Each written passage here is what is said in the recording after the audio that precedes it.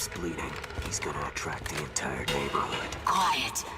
I hear him. After the completion of Resident Evil 5, the series creators made it clear that they wanted to take Resident Evil into new territory going forward. Developers have stated this countless times, but it's apparent Capcom's ready to make good on the promise after catching a glimpse of Resident Evil Operation Raccoon City.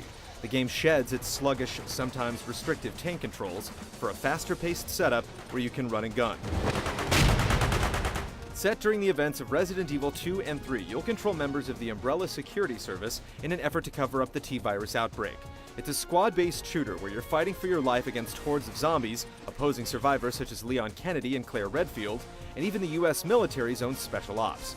Aside from The Walking Dead, other familiar enemies return, including menacing bioorganic weapons like lickers and hunters. There's a single-player option available, but the game seems geared towards online cooperative play for up to 4 players. You'll be able to select from one of 6 different characters, each with their unique skills and weapons.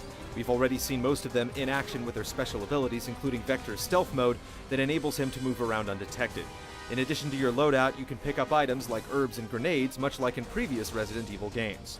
When it comes to immediate gameplay differences, there's a more comprehensive melee system in place for close-range combat, and a more refined cover system that's commonplace in contemporary third-person shooters. One of the more unique elements of the game ties into the Resident Evil mythos in an interesting way that has a direct effect on gameplay.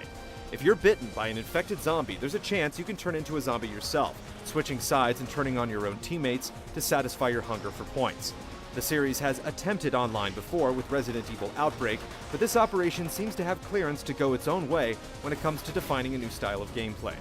GT will take you deeper into Raccoon City in the near future, so be sure to check back for the latest intel on this new type of RE. The tyrant's out of control. Eat this, you freak!